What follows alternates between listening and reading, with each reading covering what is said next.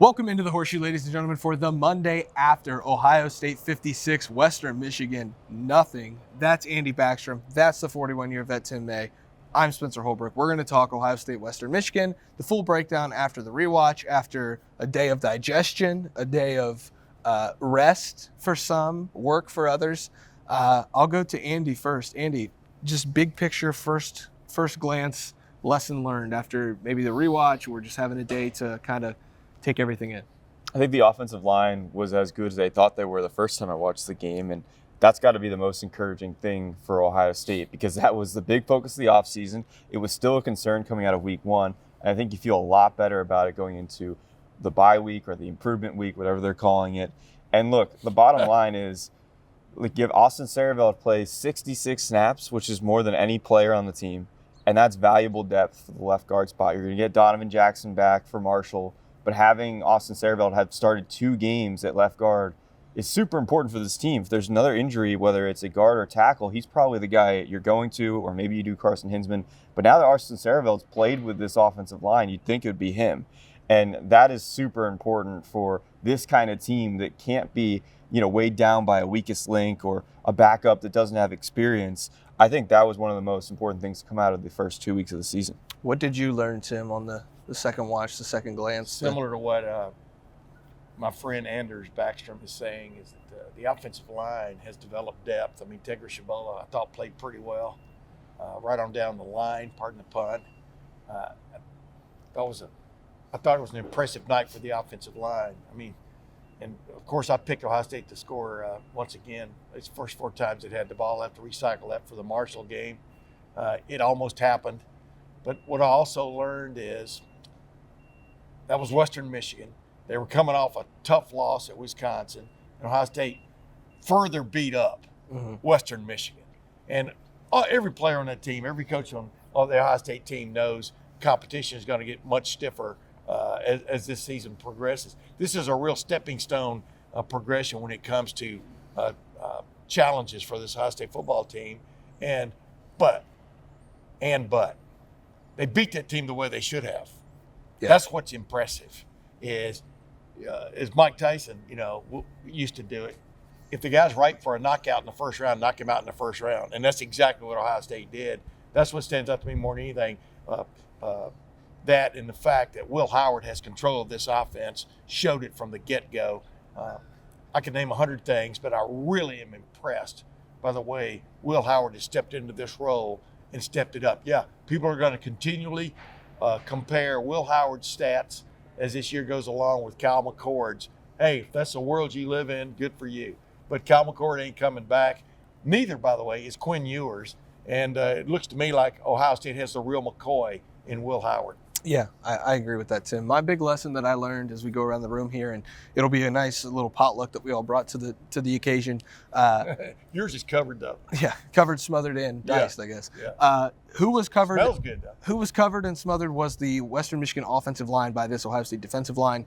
And one guy in particular really stood out to me. Well, I guess 2. Ty Hamilton, guys, look, I know Tyleik Williams is special, and I know the 2 defensive ends are special. We have to appreciate Ty Hamilton because if we don't, he's going to be in the NFL before long, and then you're going to say, man, this team misses Ty Hamilton. At some point in the next couple of years, you'll say that to yourself. I don't know when, I don't know where, but you will say it at some point because he's very good. He's very consistent. He does nothing, and I mean absolutely nothing sexy or flashy or showy. If that's even a word, he just does his damn job. Yeah. And there's something to be said about a team full of absolute killers, a team full of superstars, when there's a guy in the middle who does all the dirty work and doesn't really clean it up a lot, but lets others clean it up, and he just gets his job done. I'm so impressed with him. I think he is one of the most important pieces of this team. And then his backup right now, who I think caught my eye even more, is Caden McDonald. And okay, I asked Jim Knowles at one point in preseason, okay, your defensive line depth, is it Jason Moore? Is it Hero Canoe? I kind of thought it might be Jason Moore because he looks different. And all of a sudden, Jim Knowles, has a retort and says, well, don't forget about Caden McDonald. And so it kind of perked my ears up okay, interesting.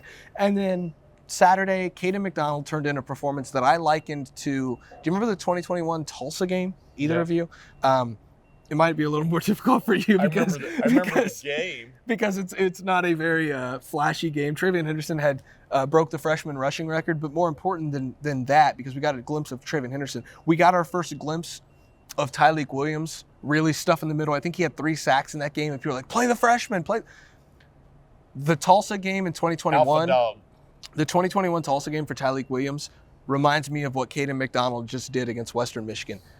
It wasn't 3 sacks, it wasn't 2.5 sacks, but it was like pure domination when he was on the field in his limited reps. And I think you're going to see his reps uptick as one of these second-string defensive linemen moving forward because of the performance he's had the first 2 weeks. He was playing with a certain glee. I mean, if you watched him, because I zeroed in on him several times during the game, and it's cool when you see a guy. Now, they were manhandling a team, like I said, that wasn't. Well, I was going to say Michigan's offensive line of last year. I mean, but he was playing with a certain elan, a certain glee that was obvious that was his coming out party, in my opinion. Obviously, we've seen him do some things like play fullback in the Cotton Bowl. But, yes, the depth, we talked about it all year. This team is the deepest roster I've ever covered. I'm talking about from top to bottom, and there's a great example right there. Yeah, Caden McDonald had 2 third-down stops in this game. One was a pass he batted down on 3rd down. The other one was he stuck his arm out, and Cody Simon came in to help finish the stop. And then, you mentioned Ty Hamilton doesn't make a ton of flashy plays, but he threw a center. It was like the second 4 play yards. of the game. It was like the second play of the game. Hopefully the guy's all right, but he was down after that play. And it's hard to fly when you're that big. Yeah, absolutely. So definitely some power there for Ty Hamilton. But, yeah, the depth across the board, I think, was showcased. And that's the thing with this team. They're getting the backups in, the third stringers in, and they're not taking the foot off the pedal for the gas. And, look, they're scoring points with the reserves. I think it was a positive that Devin Brown led a touchdown drive. He had a really good throw, kind of rolling out to Brandon Innes. And, look, they score on that drive with James Peoples, who, again, scores another touchdown. That's more depth. And then you get Julian Sayin in, who makes his debut and throws a touchdown to Bennett Christian, which is a special moment for Julian Sayin, of course, but also a really special moment for Bennett Christian. First career catch is a 55-yard touchdown. We had talked about how he was suspended last year. He gets to play this year. Last week was his debut, and then this past weekend he scores a touchdown, so that's pretty cool too. Yeah, the way Bennett Christian gripped it and then ripped it. Yeah. I mean, that really stood out. I mean, he just drifted out in an open area. Julian Sayin threw that little Patrick Mahomes little flip, and touchdown. I really liked what I saw from Sayin, but I also really liked what I saw from Devin Brown. Yeah. I mean, everybody keeps wanting to jump to that next peg, and I think Devin, his little rollout left. Both those guys had their best passes on a little rollout left where you got to drop your elbow a little bit and just fling the ball, and they were both on target, just like Will Howard threw. Will Howard's really, I think, underrated in the way he gets out into the open field and then flips that little pass he has. And all of these guys, I don't even know if I want to ask this week if they actually practice that little move, because a lot of times that just, you've either got it or you don't. Like Patrick Mahomes. And that was quite impressive. But Devin Brown's throw, that was on target, way downfield. I'm impressed by the depth building, and I think that sounds a little dumb, but allow me to explain the depth building that they're doing. Like, okay, 2 years ago, I thought there was a new construction project on campus. Go ahead. 2 or 3 years ago, they beat the tar out of Toledo, and it didn't feel like at any point they were truly like building depth. It just felt like guys were playing in the third and fourth quarter.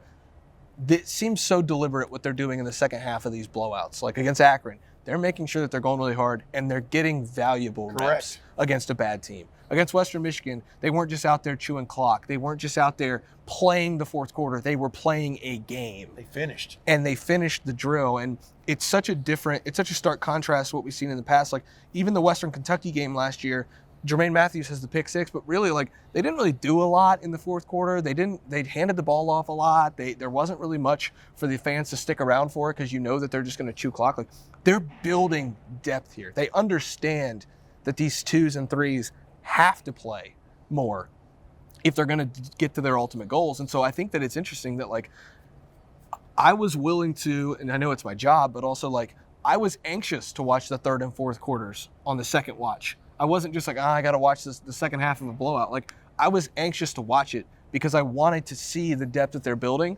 And when I got done watching it, I really was able to sit down and be like, okay, like, they wanted to see this from this guy. They saw it. They wanted to see this from this guy. They didn't see it. And now you have to reevaluate the playing time for that guy. Like, they wanted to see this from this group. Like, I think that they're so deliberate in what they're doing this year. It's so different. Yeah.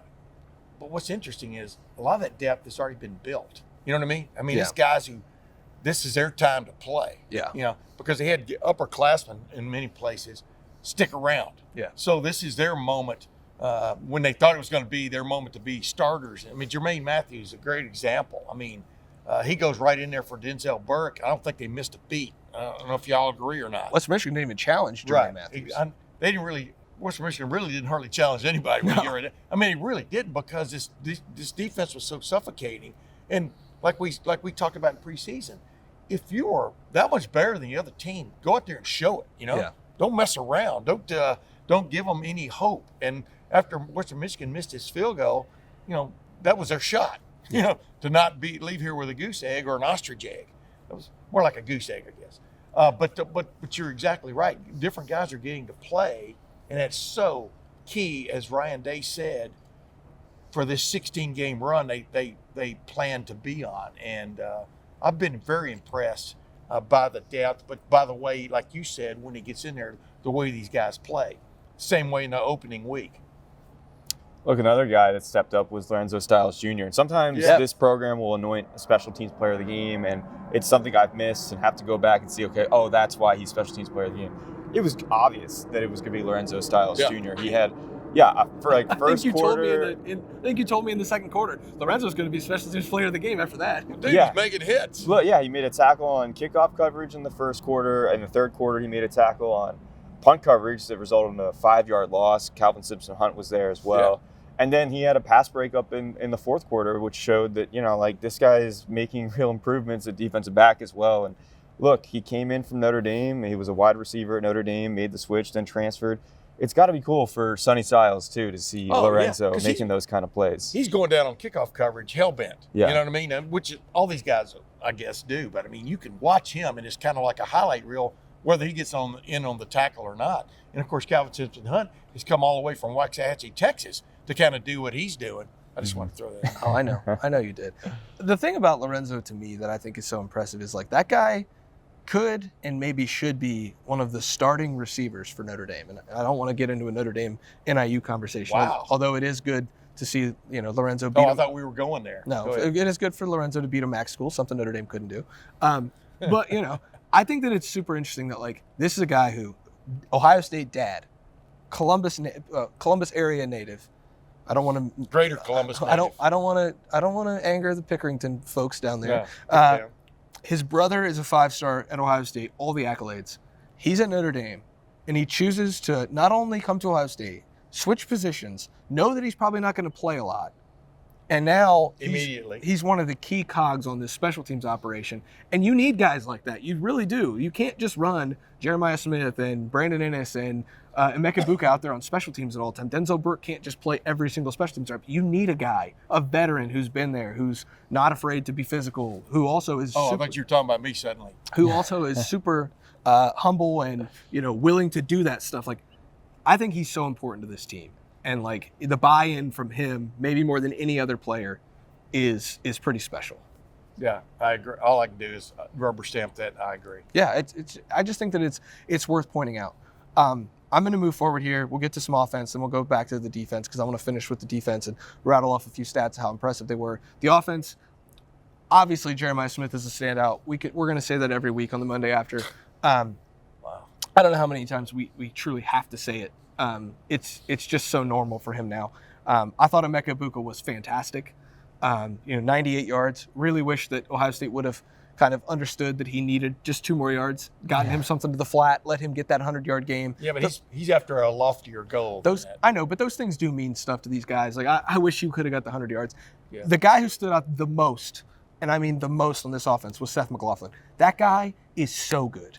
And I don't know who Alabama's center is, and I really don't care who Alabama's center is. Alabama fans, for months, trashed Seth McLaughlin for a few bad snaps in the Rose Bowl, and it was probably Jalen Milrow's fault.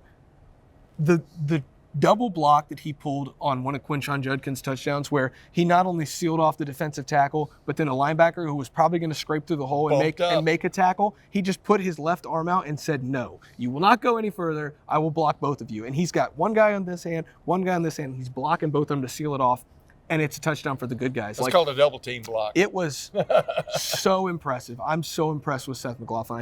I think he does not get enough credit already through 2 games, and I'm going to lead the charge to give him the proper credit.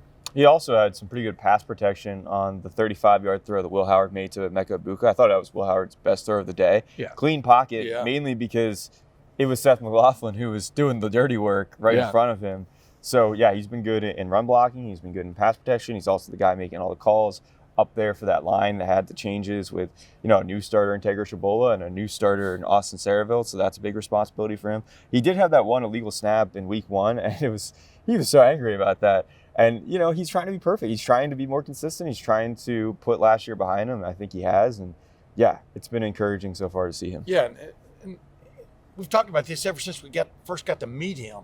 Number one, the last play in the Rose Bowl against Michigan, the snap was right here. It wasn't like up here. It wasn't over here. It was like right here. It was not Seth McLaughlin's fault, Alabama fans, that play blew up. It was the right tackle who got shoved back into the play and that Jalen Milrow tripped over. Go watch the replay. I mean, what are you talking about? He did have a couple other bad snaps in that game, but that last play wasn't his fault by any stretch. And if you watch it, he nailed his guy straight backwards. So I wanted to clear that up. Number two, this guy's just so cool to talk to because he's an older guy. You know what I mean? And I think that's so important when you've got 2 new starting guards on either side of you in the first 2 weeks of the season. Maybe he gets Donovan Jackson back against Marshall. Maybe he doesn't. But just the veteran presence that he has had in the middle of that offensive line, I think is huge because last year with Carson Hinsman, he was just learning the position still at center and didn't have that. And then, of course, we know the fiasco that was the Cotton Bowl when they started Matt Jones at center and no one knew who to block. I hope they didn't know who to block because they sure didn't do it, The other last on Western Michigan was trying some gambits up front. They were trying some blitz stuff up front. And for the most part, this offensive line took care of business. And it starts with the center from the inside out, in terms of the calls he makes, et cetera. They go right on down the chain of command. So, yeah, his presence has been immediate. His presence has been felt immediately. Yeah, I'm really impressed.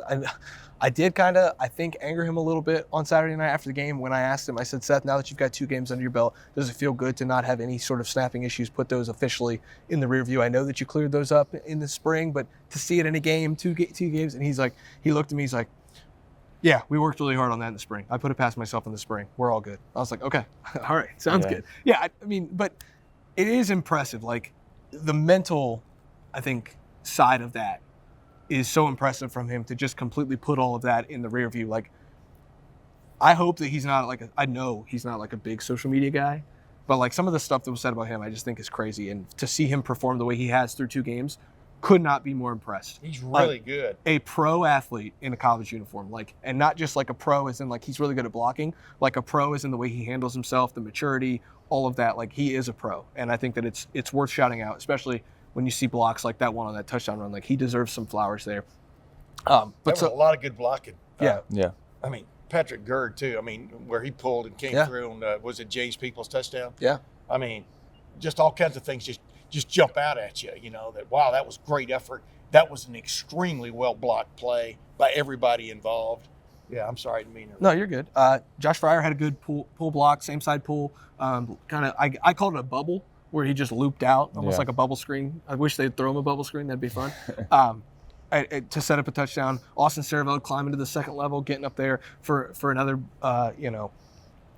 run and then block. I think that was super impressive to be able to engage, not hold. I thought Jelani Thurman had a good block. Jeremiah Smith's blocking, Carnell Tate. Like, the blocking was incredibly well done and drawn up. Not just executed, but drawn up by Chip Kelly. Really good scheme. But, Andy, I want to get your thoughts because the running backs were as advertised.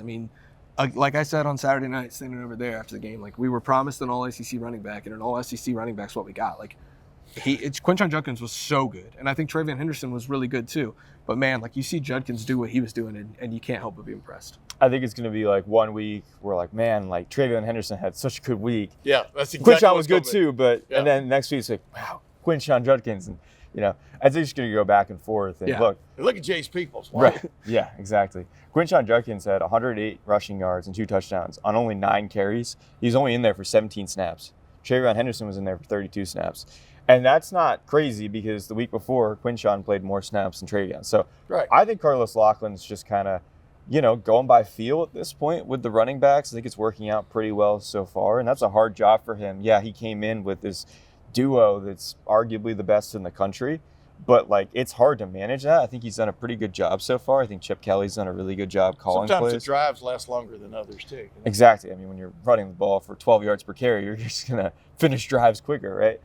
But he was fantastic. I also think that Chip Kelly and the way he's called the game the last couple of weeks has been really cool for me to watch. I think it's been cool for everyone to watch and kind of see Ryan Day take that step back. But schematically, I think in week 2, they did a lot more than they did in week 1. I don't know if that's just by virtue of building on things with the offense, but it was really cool to see all the tight ends being actually used. We talked about this after the game, but a lot of 13 personnel. We even saw the 14 personnel on the first touchdown that Travion Henderson had where he tried to dive in and got in on the second effort. So using those tight ends, a lot of pre-snap motion, your favorite word, orbit motion. There was some orbit motion with Carnell Tate pre-snap running behind the furthest back in the backfield, kind of trying to take the eyes of the defensive backs and the linebackers over to the other side of the field and then coming back to the other side. So I think Chip Kelly was maybe the MVP for me, because I think he called a really good game with run-pass mix, but also the kind of scheme he deployed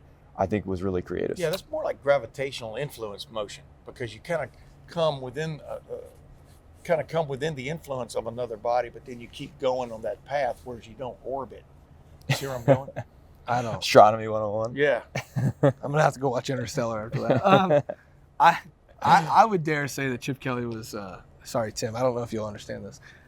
What do you mean? Wait a minute. What do you mean? I think Chip was in his bag on Saturday night. Like he knew he could call. What do you mean? I don't understand that. That's a younger term, Tim. He could call almost anything on Saturday night, and it would work. He could call anything. That's what you meant. And he was doing it. Like if he wanted to run something, I think he was trying it. And I think that's super important. Like almost like a chef with all the spice. I'm going to go a Tim analogy here. He's like a chef. You've got all those spices in the spice rack. You look at it.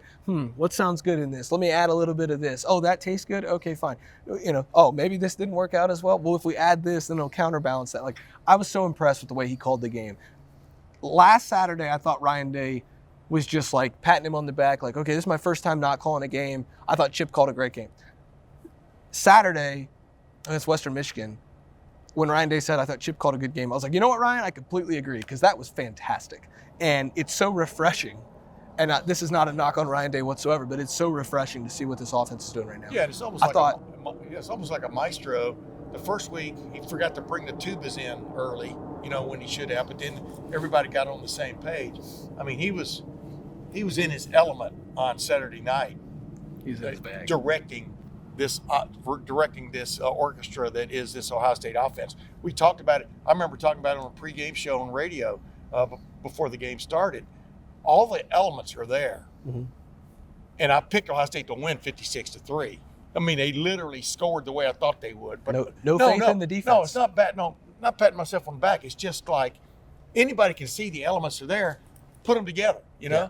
I mean, everybody play on the same page of the music. And even with, like we said, 2 guys who weren't starters last year on the offensive line, I thought played extremely well. When that's happening for you up front, you can make music. That's exactly what they did. I mean, and then to watch a veteran quarterback running the thing, coming down like a speed option and faking a handoff to somebody who's not even there and then pitching, that's like little deft moves that you get from a veteran quarterback instead of a guy kind of still finding his way, learning his way. And boy, when you got that guy out there as your lead trumpet player, you can go places. I didn't know. I'm just staying with that analogy because, man, the trombones were playing well too. I didn't know Will Howard played the trumpet. Switching over to defense before we get out. That was an analogy. It wasn't a literal. Switching over to defense before we get out of here. I don't know. I tried to contextualize pretty early after the game Saturday night. Like, how good this defense was. Instead, I just decided to put it. I write a defensive notebook on LettermenRow.com every Sunday. Go look at that because this week's defensive notebook was just laying out all the stats of how good this defense has been through 2 weeks. 3 points allowed, obviously 6 to Akron, none to Western Michigan. Easy enough, 3 points allowed. 6 first downs on Saturday. 3 of those came in the first 2 drives of the game, and then the rest of the game, just 3 first downs for Western Michigan, even when the backups were in. That's so crazy. 10 3-and-outs on 13 drives. Those stats are crazy. Western Michigan crossed the 50-yard line twice. Once was on the field goal drive when they didn't get anything, and that drive was helped by a penalty on Davison Igbinosun on a pass interference. The second time they crossed the 50, they got to the 49-yard line, handed the ball off, and it went to the 50, and then immediately was sacked and went back into Western Michigan territory. So there was really only one drive that crossed the Ohio State 49-yard line. They ran fewer than 50 plays. It is remarkable, and I do not care. They could play my alma mater high school team that has 18 players on its roster who got a big win on Friday night, in their own right, and I would still be impressed at what Ohio State's defensive unit did. It was as thorough of a butt kicking as you'll ever see from a Division I FBS team to another. I thought it was super impressive. Yeah, they've been fantastic. We were expecting them to be fantastic, and oftentimes the defense is ahead of the offense. We see that in spring ball, you see that in training camp typically, and you see that typically in the regular season as well. But the one thing I will say, and I'd be curious to ask Jim Knowles about that this week, is look, like last year it was kind of similar in the way that the first drive for opponents, they can move the ball a little bit on the Ohio State defense. They're not necessarily scoring touchdowns, but that's their sometimes special stuff they brought in. Their special sauce. The scripted stuff, it kind of works a little bit better. I wonder, Jim Knowles is always critical of his own work. I wonder if that's something that's the next step. I mean, you have to really scrape the barrel to find the next step, right? Yeah. Because they've just been so good. I know they want to be more consistent with takeaways. Sometimes it's just ball luck of where it's going. Look, Cody Simon almost had an interception. Davison Igbinosun had his hands on a ball that was right near the goal line. That was a great pass breakup he had, getting his hands up. That could have been a pick. There were multiple times in that game where you could have had a takeaway. I know they want to do that. Aaron Scott, man, catch the ball. Well, I know, I get it, but it wasn't just like he batted the ball away. Catch the ball. He had to lay out for that. I thought he could have had the pick. That would have screwed up my pick, though. Ohio State was 56 points. I didn't say he was going to score. I just thought that he, but you had no faith in the defense. You didn't predict a shutout like this guy did. 56-3. Well, they did try a makeable field goal. Yeah, I know, but close only counts, and Yeah, who has what has 2 thumbs and picked the shutout? This guy. I'm pretty happy about that. I got a couple texts from. Yeah, the thing about it is this defense is like Anders pointed to. This defense is playing like it should be playing against that team. Yeah. That's what stood out. They suffocated these guys. They had their one good moment and missed the field goal, and that was that. And if that's not impressive to you, I don't know what is. It doesn't mean you're going to, when you go to Oregon in the middle of October, that means nobody's predicting a shutout that night. I won't be. But I wouldn't be surprised if it happened either, if you follow my drift, because there are playmakers on this defense. They're not just lining up in the right spots and being sound. There are guys making plays. I thought it was huge that Hughes not knocking Sonny Styles, but I thought it was huge that Cody Simon was back in the middle of that defense, because he's the guy they were listening to most of preseason camp, with the green dot on the back of his helmet, calling, setting guys up, etc. And so everything was back to on the proper shelf for this defense on Saturday night, if you follow my drift, and it worked out. And the depth, like we said, they got to play. Denzel Burke, can we use the word screwed? He got screwed on that targeting call, because I've never heard of a guy targeting who himself got hit in the side of the helmet by the other guy's helmet. So that to me is not targeting. I'm still not clear. Plus, he kind of got shoved as he went into the play. But Jermaine Matthews stepped in there. Wow, So it's the depth came to the fore, but also the experience came to the fore, because we know Jermaine Matthews played last year. I could not also be more impressed with Caleb Downs. They just don't make them like Caleb Downs. He started at the 38-yard line on 1st and 10. Everyone knows what play I'm talking about. He starts at the 38-yard line. He immediately senses run. He sells out to stop the run.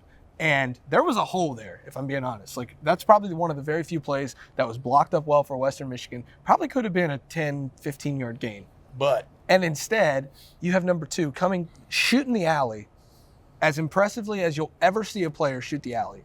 He comes in and not only makes the tackle, he makes the tackle at the line of scrimmage for no gain. 13 yards covered in that. Like, it was crazy. When you're blessed with 2 safeties who play the way these 2 guys play, the way they, as Jim Knowles said, they see the forest, not the trees. Yeah. You don't get that all the time in college football. You don't get that all the time at any level. Yeah. But you're exactly correct. And, that was sort of a spectacular, unspectacular game in many respects for Caleb Downs. Well, I just think that Saturday, and I don't think that he played poorly against Akron, but I think Saturday was like the official, like, welcome to Ohio State game. Like, I think he needed a game to maybe get his feet wet here in the stadium, all the new routines and everything. He had, I think, 2 or 3 missed tackles against Akron. I didn't think he played poorly. I'm waiting for that pick, take it into the house. But I just think that Saturday was like that guy was a true freshman All-American last year. Oh, yeah, he did have 107 tackles at Alabama. Like, oh, yeah. Some people think he might be the best safety in the country. Yeah, he's pretty good at football. That's my opinion, Andy. Yeah, some people think he's the best player on the Ohio State defense. Maybe he is. But Jack Sawyer definitely has an argument for that, too. Like, he had 6 pressures in this game. He had 4 pressures in the first game, but he got his first sack of the season against Western Michigan. And I think it was a one-on-one with, like, a tight end. Just completely just blew by him. Yeah, don't do that. Got the sack. He said it was a weight off his shoulders. The first one's always the hardest. He and JT Tuimoloau always say to each other. So he's got that first one. JT got the first one last week against Akron. And that defensive line, we talked about it earlier, but especially those defensive ends, we see a lot more of the Rushman package so far this year than I think we saw last year, which I think is encouraging to see. And also good for Kenyatta Jackson to get on the field and Caden Curry to get on the field and Mitchell Melton, because like those guys didn't get to play as much last year, and it was a lot more of that base defense with the 4-2-5 and just the 2 defensive tackles and the 2 defensive ends. I feel like Larry Johnson's been able to get that Rushman package out there more often so far this year, and I think that's good for everyone involved. Yeah, it's like Pacific Ocean. The depth is impressive. Yeah, I think. I saw it too. I didn't know because I like that line. Thanks, Tim. I appreciate that. It's deep blue depth. Wait, not deep scarlet depth. There you go. I thought Kenyatta Jackson, first 2 weeks, looked good. I think he's playing pretty well. Limited snaps, but I think that could increase. Maybe not, but I think that he's playing pretty well. I think Caden Curry, another guy, playing pretty well. There's a lot of guys on this roster that are playing pretty well. What we try to do well is cover the Ohio State Buckeyes 365 days a year. That's what we do at LettermenRow.com. Tim May, the 41-year vet, he's going to get out of here, go record his podcast with Matt Wilhelm. Got Matt Wilhelm. It's a regular every week during the season now. I mean, he has great insight, great feel, and it's a guy. A lot of guys talk, but there aren't that many players still at Ohio State who were on teams that won a national championship. Yeah, I was getting ready to say those are the guys who have the expertise. I was getting ready to say he's got a big fat ring on his finger, so we'll listen to what he has to say. Go check out Tim's podcast. It comes out Wednesday morning.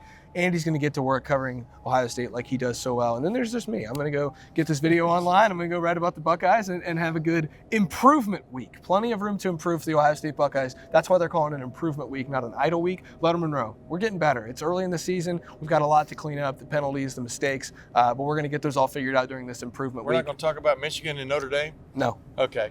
No.